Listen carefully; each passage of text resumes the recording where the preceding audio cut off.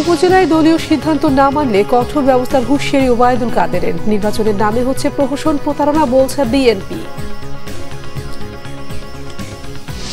থাইল্যান্ডের প্রধানমন্ত্রী শেখ হাসিনাকে লাল গালিচায় সংবর্ধনা। আজ ভাষণ দেবেন জাতিসংঘের অর্থনৈতিক ও সামাজিক কমিশনের অধিবেশনে। 9 মে থেকে হজ ফ্লাইট শুরু। ভোগান্তি কমাতে আগামী বছর 70% যাত্রী নেওয়া হবে সরকারি ব্যবস্থাপনায়, জানালেন ধর্মমন্ত্রী।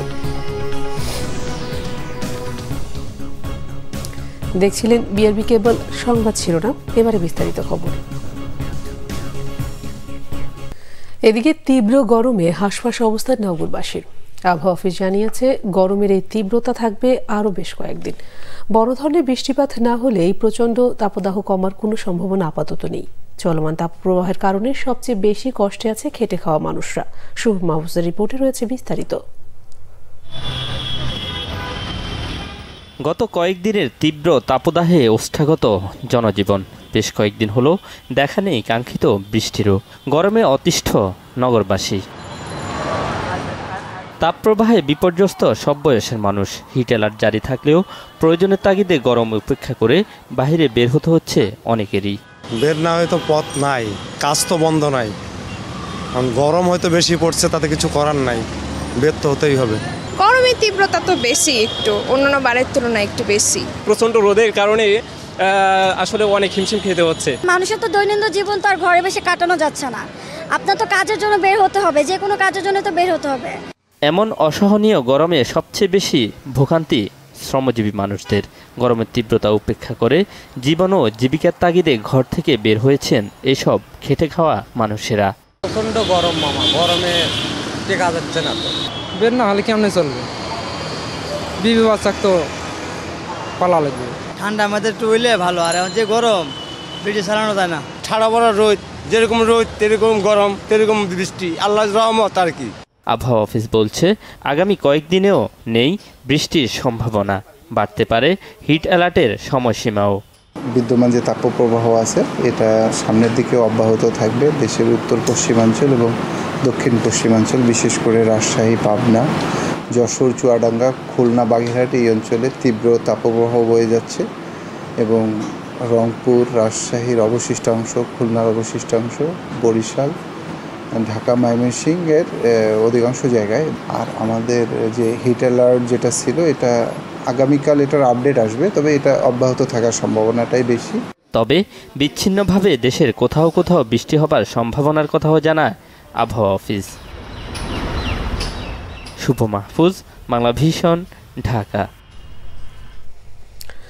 উপজেলা নির্বাচনে দলীয় সিদ্ধান্ত অমান্য করলে সময়মতো সাংগঠনিক ব্যবস্থা হুঁশিয়ারি দিয়েছেন আওয়ামী লীগের সাধারণ সম্পাদক ওবায়দুল কাদের। তিনি জানান, মন্ত্রী এমপিদের ষড়যন্ত্রে নির্বাচন থেকে সরে দাঁড়ানোর দলীয় সিদ্ধান্তে তৃণমূল খুশি। বিএনপির একতরফা কর্মসূচিতে সন্ত্রাসের সংখ্যা থাকে উল্লেখ করে মানসিক চাপে রাখতে আওয়ামী লীগ মাঠে থাকে বলেও মন্তব্য করেন ওবায়দুল কাদের। তাইমুর রশিদের রিপোর্ট। দলীয় সভাপতির ধানমন্ডির রাজনৈতিক কার্যালয়ে সংবাদ সম্মেলন করেন আওয়ামী লীগ সাধারণ সম্পাদক ওবায়দুল কাদের। জানান, উপজেলা নির্বাচনে প্রার্থিতার ব্যাপারে দলীয় সিদ্ধান্ত না মানলে কঠোর ব্যবস্থা। তবে প্রার্থিতা প্রত্যাহারে নির্বাচন পর্যন্ত অপেক্ষার সুযোগ আছে বলে মত তার। দাবি করেন, এ নিয়ে দলে কোনো হতাশা বা বিশৃঙ্খলা নেই। স্মরণ করিয়ে দেন, শুধু বিশৃঙ্খলার কারণেই জাতীয় নির্বাচনেও অনেকে এমপি মন্ত্রী হতে পারেননি। তবে স্বজনের সংজ্ঞা নিয়ে স্পষ্ট কিছু বলেননি তিনি। বিভিন্ন সময় বিভিন্ন কৌশলে ডিসিপ্লিনারি অ্যাকশন নিয়ে থাকে। কাজের সময় মতো এখনও শেষ পর্যন্ত চূড়ান্ত পর্যায়ে প্রত্যাহার যারা করবে না, সে ব্যাপারেও আমাদের পার্টির সিদ্ধান্ত আমরা সময় মতো আমরা কোমর সোজা করে, মেরুদণ্ড সোজা করে দাঁড়িয়েছি এবং এই দেশের রাজনীতিতে আমরা শক্ত অবস্থান নিয়ে আছি। নির্বাচনের মতো প্রক্রিয়া, এই প্রক্রিয়ায় আমরা আছি। এই প্রক্রিয়ার মধ্যে রণকৌশল আমাদের থাকতে পারে। ওবায়দুল কাদের বলেন, বিএনপির আন্দোলনে জনসম্পৃক্ততা নেই, তাই ষড়যন্ত্র রুখতে কর্মসূচি দিতেই হয় ক্ষমতাসীন দলকে। বিএনপি একতরফা কোনো সমাবেশ করতে গেলে তারা ওখানে সন্ত্রাসের বিষয়টি এসে যায়। জনগণের জানমালের গ্যারেন্টিটা, সম্পদ রক্ষা, সেখানে আমাদেরও সরকারি দল হিসাবে একটা দায়িত্ব আছে। তারা, আমরা মাঠে থাকলে তারা সন্ত্রাস করার বিষয়ে একটা বাধা তারা মানসিকভাবে পাবে, এবং সে কারণে আমরা এটা করি। আওয়ামী লীগ শান্তি বজায় রাখতে প্রতিশ্রুতিবদ্ধ বলেও মন্তব্য করেন ওবায়দুল কাদের। আমি আমার দলের অফিসে আমার কর্মী কলিগের সাথে আলাপ করব, এই কনভারসেশন কেন পথে আবার এটা নিয়ে আপনি প্রশ্ন করেন? Don't do it please. Taimur Rashid, Bangla vision, Dhaka.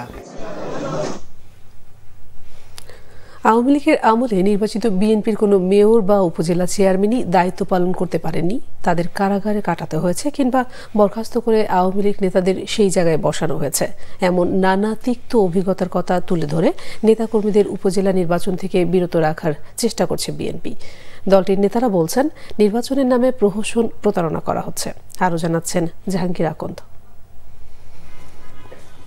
জাতীয় নির্বাচনের পর উপজেলা নির্বাচনও বর্জন করছে জাতীয়তাবাদী দল বিএনপি, কিন্তু দলের সিদ্ধান্ত অমান্য করে উপজেলা নির্বাচনে প্রার্থী হয়েছেন অনেকেই। প্রথম ও দ্বিতীয় দফা উপজেলা নির্বাচনে দলের 7 জন পদধারী নেতা এবং অব্যাহতিপ্রাপ্ত ও বহিষ্কৃত সব মিলিয়ে 38 জন নেতা উপজেলা চেয়ারম্যান ও ভাইস চেয়ারম্যান পদে অংশ নিচ্ছেন। এর মধ্যে অনেককে বহিষ্কারও করা হয়েছে। বিএনপি নেতারা বলছেন, দলের সিদ্ধান্তের বাইরে গিয়ে খুব অল্প কয়েকজনই প্রার্থী হয়েছেন। যারা নির্বাচনে প্রার্থী হচ্ছেন তাদের নির্বাচন থেকে সরে দাঁড়াতে আহ্বান জানানো হচ্ছে। এই সরকারের আমলই একটা সময় মনে করে দেখেন, প্রত্যেকটি সিটি কর্পোরেশনে বিএনপির প্রার্থীরা মেয়র হয়েছিলেন। যতগুলো পৌরসভা এবং উপজেলা চেয়ারম্যান, এর মধ্যে 2/3 অধিক ছিল বিএনপির প্রার্থীরা। কিন্তু ফল কি হয়েছে? কেউ সুস্থ চেয়ারে বসে দায়িত্ব পালন করতে পারেননি। আপনি রাজশাহীর মেয়রকে গ্রেফতার করা হয়েছে, খুলনার মেয়রকে গ্রেফতার করা হয়েছে, সিলেটের মেয়রকে গ্রেফতার করা হয়েছে, গাজীপুরের মেয়রকে গ্রেফতার করে কারাগারে রাখতে রাখতে কারাগারে বসেই তিনি মারা গেছেন মান্নান সাহেব। শুধুমাত্র কুমিল্লার সাক্কু সাহেব বাদে আর কাকে জেলখানায় না নেওয়া হয়েছে বলেন? বাকি যারা ছিল প্রত্যেককে স্থানীয় সরকার মন্ত্রণালয় থেকে চিঠি দিয়ে কথিত মামলার অজুহাত দেখিয়ে বরখাস্ত করে সেখানে আওয়ামী লীগ বসিয়ে দেওয়া হয়েছে। তাই যেই ফাঁসির কাস্টে ঝুলতে কি কেউ সাধে যায়? এই জন্য আমাদের নেতাকর্মীদের বলছি, তো দায়িত্ব পালন করতে দিবে না তোমাকে এই সরকার। তুমি মনে করো না তুমি স্বতন্ত্র নির্বাচিত হয়েছ, তুমি যে একবার বিএনপিতে নাম লিখিয়েছো এটাই তারা মনে রাখে। স্থানীয় সরকার নির্বাচন যেখানে ক্ষমতা পালাবদলের বিষয় নেই, সেখানে উপজেলা নির্বাচন কেন বর্জন করছে বিএনপি? এমন প্রশ্নে নিজেদের যুক্তি তুলে ধরেন দলটির নেতারা। বিএনপি উপজেলা নির্বাচনে যাবে কি যাবে না সেটা কিন্তু প্রশ্ন নয়। প্রশ্ন হচ্ছে যে নির্বাচন যদি সুষ্ঠু এবং নিরপেক্ষ না হয় তাহলে বিএনপি যাবে কি যাবে না, এটাই হচ্ছে সত্যিকারের।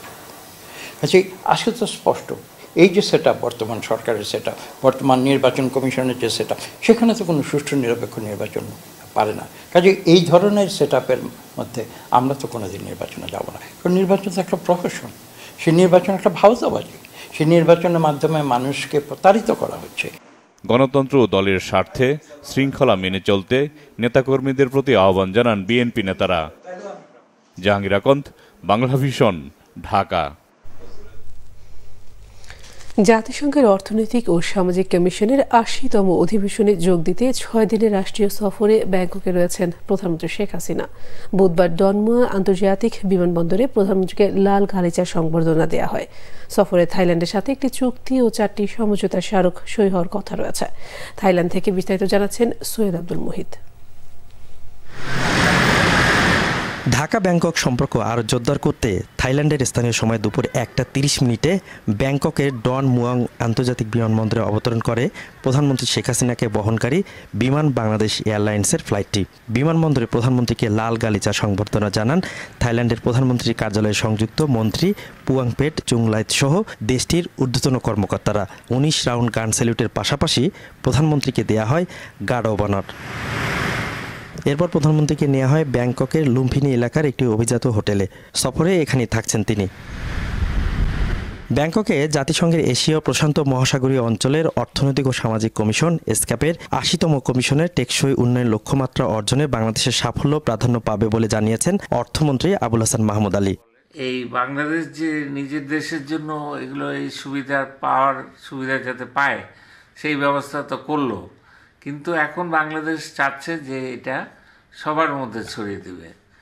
বাংলাদেশ তো পথটা দেখালো, কিন্তু এখন সবাইকে দেখাতে চায়, পৃথিবীতে সবাইকে দেখাতে চায়, কেউ যেন বাদ না থাকে। তো বাংলাদেশ তো একটা বিরাট দায়িত্ব নিয়েছে। দুই দেশের মধ্যে সরকারি কর্মকর্তাদের জন্য ভিসা অব্যাহতি চুক্তি, জ্বালানি সহযোগিতা, পর্যটন খাত ও শুল্ক ছাড়ে পারস্পরিক সহযোগিতা সংক্রান্ত সমঝোতা স্মারক সই হওয়ার সম্ভাবনা রয়েছে। দুই দেশের মধ্যে সম্পর্ক আরও বাড়ানোর তাগিদ প্রবাসীদের।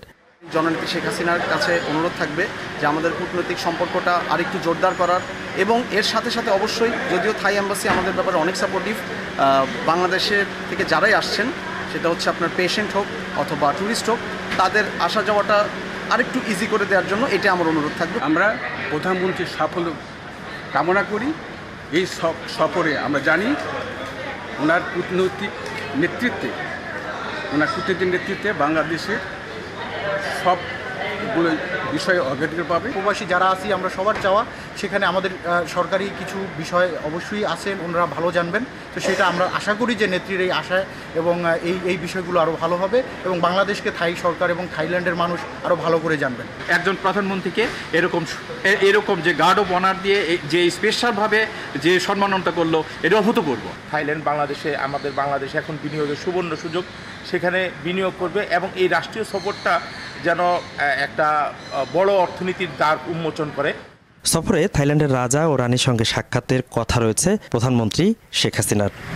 আসিয়ানভুক্ত দেশগুলোর অন্যতম প্রভাবশালী দেশ থাইল্যান্ড, এমনকি পর্যটনও দেশটি সমৃদ্ধ। এমন বাস্তবতায় রোহিঙ্গা সংকট সমাধান এবং পর্যটনের সহযোগিতায় থাই সরকারের জোরালো সমর্থন চাইবে বাংলাদেশ। Syed Abdul Muhit, Banglavision, Bangkok, Thailand. ধর্মমন্ত্রী ফরিদুল হক খান বলেছেন, চলতি বছরে হজযাত্রা শুরু হচ্ছে আগামী ৯ মে থেকে। বুধবার সকালে হজ ক্যাম্পে হজ যাত্রীদের প্রশিক্ষণ কার্যক্রম উদ্বোধন করে এই তথ্য জানান ধর্মমন্ত্রী। তিনি বলেন, যেসব হজ এজেন্সি সময়মতো হজ যাত্রীদের ভিসা না করে ভোগান্তিতে ফেলবে তাদের বিরুদ্ধে কঠোর আইনানুগ ব্যবস্থা নেওয়া হবে। হজ যাত্রীদের ভোগান্তি কমাতে আগামী বছর থেকে ৭০% হজযাত্রী সরকারি ব্যবস্থাপনায় নেওয়ার উদ্যোগ নেওয়া হয়েছে বলেও জানান ফরিদুল হক খান।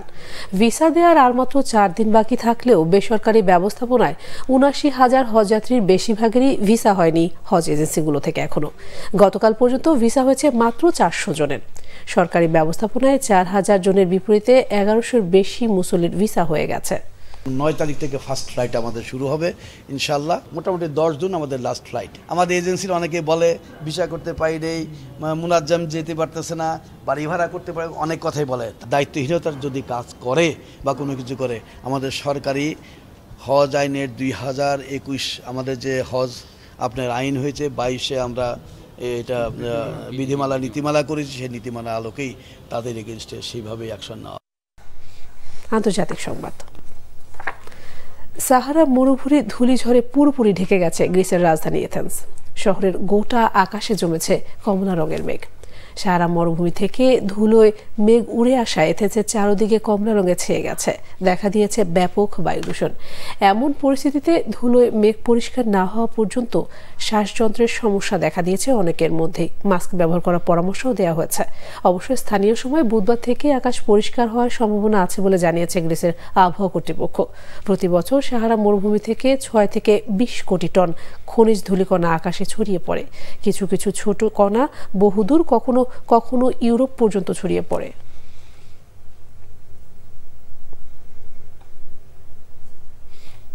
এবার খেলার সংবাদ। টি-20 বিশ্বকাপের আগে ক্রিকেটারদের ফর্মটা খুব গুরুত্বপূর্ণ। বাংলাদেশ দলের সামর্থ্য বিচারে বিশ্বকাপে বড় প্রত্যাশার কোনো সুযোগ নেই মনে করেন অভিজ্ঞ 2 ক্রিকেট বিশ্লেষক হাবিবুল বাশার সুমন ও সানোয়ার হোসেন। তাদের মতে জিম্বাবুয়ে সিরিজটা টাইগারদের প্রস্তুতি ভালো সুযোগ। এদিকে বাংলাদেশের বিপক্ষে 5 ম্যাচ টি-20 সিরিজ খেলতে 28 এপ্রিল ঢাকায় আসে জিম্বাবুয়ে। মানিক মাহমুদের রিপোর্ট। আগামী জুনে টি-20 বিশ্বকাপ টুর্নামেন্টের জন্য উপযুক্ত ও মানসম্মত দল গঠনের প্রস্তুতি শুরু করে দিয়েছে বিসিবি। এরই মধ্যে আসন্ন জিম্বাবুয়ের বিপক্ষে 5 ম্যাচে টি-20 সিরিজের জন্য ঘোষণা করা হয়েছে প্রাথমিক স্কোয়াড। ভালো দল গঠন করা হলেও বিশ্বকাপে যদি ক্রিকেটারদের ফর্ম না থাকে তাহলে বিফলে যাবে সব প্রচেষ্টা। বিসিবির সাবেক নির্বাচক হাবিবুল বাশার সুমন শঙ্কিত অতীত অভিজ্ঞতায় প্রত্যাশার কোনো চাপ নেই শান্তর দলের উপর। জিম্বাবুয়ে সিরিজটা ডেফিনেটলি তাদের বেঞ্চটা কেমন সেটা দেখার সুযোগটা দেবে। প্রায়ার টু ওয়ার্ল্ড কাপ ফর্মটা কেমন থাকে খুব ইম্পর্টেন্ট হয়। আমি সারা বছর ফর্মে ছিলাম, এরকম কিন্তু আমাদের আগেও হয়েছে, সারা বছর ফর্মে আছি। ওয়ার্ল্ড কাপের সময় ফর্মটা হারিয়ে ফেলেছি, যেটা আমাদের ওয়ার্ল্ড কাপ ইফেক্ট করেছে। তার মানে যে ওয়ার্ল্ড কাপের আগে যে ফর্মটা সেটা খুব ইম্পর্টেন্ট হবে, so we need to be careful. টি-20 ক্রিকেটে মাঝে মাঝে ঝলক দেখালো এই ফরম্যাটে এখনও মেরুদণ্ড সোজা হয়নি টাইগারদের। শান্তর তারুণ্য নির্ভর দলে আছেন কয়েকজন অভিজ্ঞ ক্রিকেটারও, তবে টি-20 হাই স্পিডে রান তোলার মতো সামর্থ্যবান নেই কেউ। সাবেক ক্রিকেটার সানোর হোসেনের মতে ঘরোয়া ক্রিকেটেও পর্যাপ্ত টি-20 খেলার সুযোগ পায় না বাংলাদেশ। তাই বাস্তবতার বিচারে বিশ্বকাপের মতো আসরে খুব বেশি দূর যাওয়া সম্ভব নয়। টি-20তে বা টেস্টে আমরা কোন স্টেজে আছি ওই বাস্তবতা আমাদের বুঝতে হবে। আমরা আইপিএলে দেখছি প্রায় 300 রান হয়ে যাচ্ছে টি-20 ফরম্যাটে। আমরা কি ওই অবস্থায় কোনো প্লেয়ার বা ওই স্ট্রাইক রেট 200+ স্ট্রাইক রেটে ব্যাটিং করা আমাদের কয়জন প্লেয়ার তৈরি আছে? তানজিব তামিমরা যেভাবে ব্যাটিং করছে ওদের কিন্তু পজিটিভ ক্রিকেট খেলছে, তৌহিদ হৃদয়রা পজিটিভ ক্রিকেট খেলছে, শান্ত নিজে ভালো ক্রিকেট খেলছে।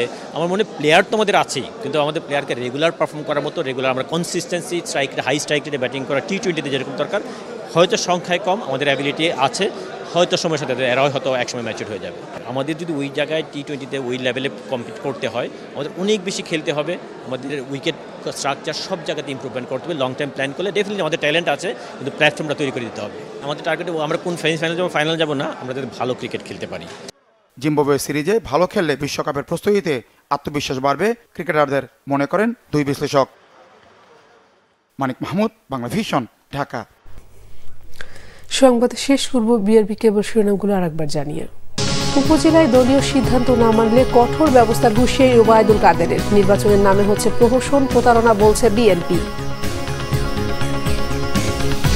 থাইল্যান্ডের প্রধানমন্ত্রী শেখ হাসিনাকে লাল গালিচা সংবর্ধনা। আজ ভাষণ দেবেন জাতিসংঘের অর্থনৈতিক ও সামাজিক কমিশনের অধিবেশনে। 9 মে থেকে হজ ফ্লাইট শুরু। ভোগান্তি কমাতে আগামী বছর 70% যাত্রী নেওয়া হবে সরকারি ব্যবস্থাপনায়, জানালেন ধর্মমন্ত্রী। এই ছিল এখনকার মতো। পরের সংবাদ সকাল 10টায়, এর আগে 9টায় রয়েছে নিউজ টপ 10 দেখার আমন্ত্রণ রইল। এছাড়া বাংলা ভিশন সংবাদ এবং সংবাদ সংশ্লিষ্ট অনুষ্ঠান দেখতে ভিজিট করুন www.bbnews24.com ও facebook.com/banglavisionnews এবং সাবস্ক্রাইব করুন youtube.com/banglavisionnews। ধন্যবাদ সবাইকে।